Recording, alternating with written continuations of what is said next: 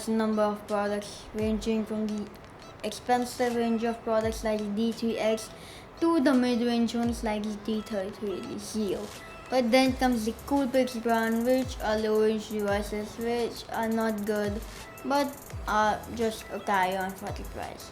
So this is the Nikon Coolpix L830. Now I bought this camera as my first actual camera for YouTube, and now I bought the 700D phone, which is the speed recording right now. Anyway, so is this camera good? Is this camera bad? Well, let's find out. Hope you're doing good, guys. This is Sasha Cleo, and today I'm going to review the Nikon Coolpix L830. Let's start.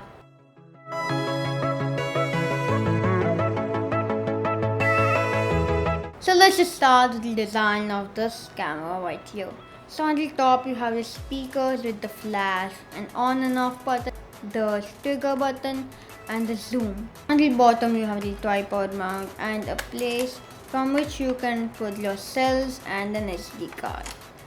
Another one of the disadvantages of this device is that you need to have cells instead of a battery like in premium cameras like the EOS 700. It's a big disadvantage as you don't have a battery and you need to keep buying cells. Also, this camera is a power hungry one, which means you need to keep buying camera batteries or you're going to have a problem. On the right you have a DC in output, and on the left you have an HDMI and an AV out. In front you have the screen with some controls. Now let's talk about the photo and video quality of this device. Let's start with talking about the video quality. So the video quality is not the best on this device, and I have not tried any other device of this price other than this.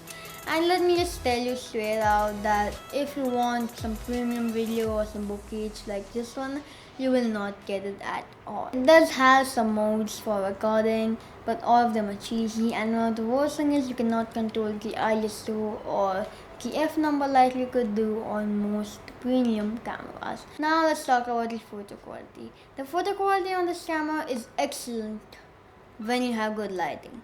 So look at this picture. I got this to the camera and it's an amazing picture, but the problem is that the lighting is amazing too. And if the lighting is not good enough, you might not get a good picture. In fact, you will not get a good picture. This camera is for people who want to start a YouTube channel like me but don't want to spend a lot of money on it, or for the people who just want a camera for a low price, don't want to invest too much money into it. So should you buy this camera? Well, if you just want a low range camera and don't care about anything else, then yes. But if I were you, I would probably put some extra money and buy something like a Canon D33.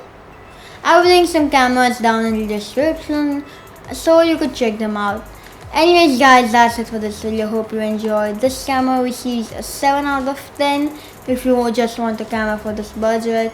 But if you can't get better cameras, I would recommend it any day.